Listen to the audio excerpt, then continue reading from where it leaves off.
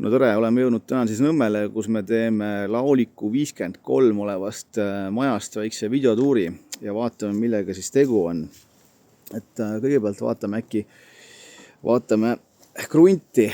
Krunt on meil siin 530 ruutmeetrit ja nagu näete, krundil on erinevaid puid, põõsaid, marjapuid ja ka üks amortiseerunud garaaž. Krunt on ise Laoliku tänava suhtes siin nurga peal ja asukoha mõttes on tegu väga-väga hea asukohaga. Ja eks ta selline siin krundi mõttes on. Ikka murulats. Näete, siit läheb natukene, maastik läheb ülespoole tänava suhtes. Ja selline ta on. Ja kui te vaatate seda maja, siis tegu pole terve selle majaga, vaid ainult osa sellega.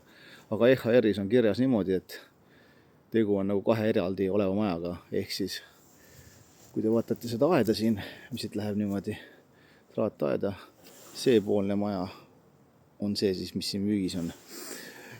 Maja seisukord ise on pigem ikkagi kapitaalremonti vajav ja samuti on ka võimalik siis seda maja võimalik laiendada.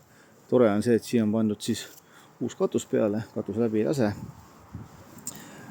Positiivse külje pealt saame ka välja tuua seda, et on ka olemas tsentraalne veeliitumine ning tsentraalne kanalisatsioon ning loomulikult lisaks elekter.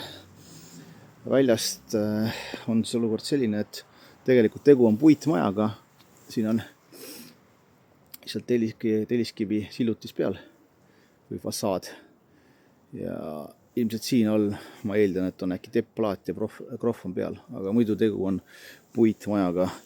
Ja vundamendi liigiks on meil madal vundament.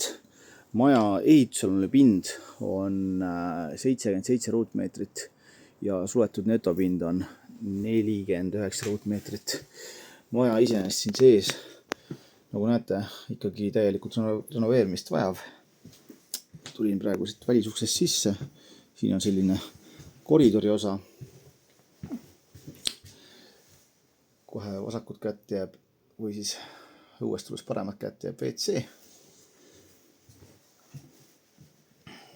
Üks magamistuba. Kööginurk, kust pääseb siis kuuri.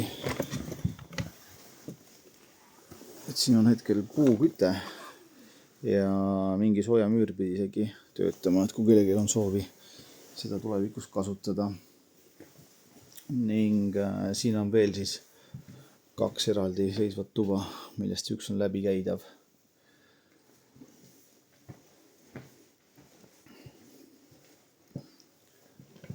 Ja veel üks magamistuba. Ja see sein, mis siin on, see on siis põhimõtteliselt see sein on naabriga ühine. Et kui kellelgi on huvi äkki siia ehitada uus maja peale, siis selle osa peaks ära lammutama. Ning eelduslikult oleks võimalik äkki uus maja ehitada selle koha peale, kus hetkel on garaaž. Et kui ma vaatasin plaani pealt, peaks kõik asjad välja tulema ja eelduslikult selle uue maja ehitusaluline pind võiks olla kuskil 100 ruutmeetrit ehk, aga selle jaoks on vaja võtta projekteerimistingimused, kuid seda hetkel tehtud ei ole. Nii et selline see tuur sai. Kui kellelgi on antud maja vastu huvi, siis olge hea ja võtke minuga ühendust. Aitäh vaatamast!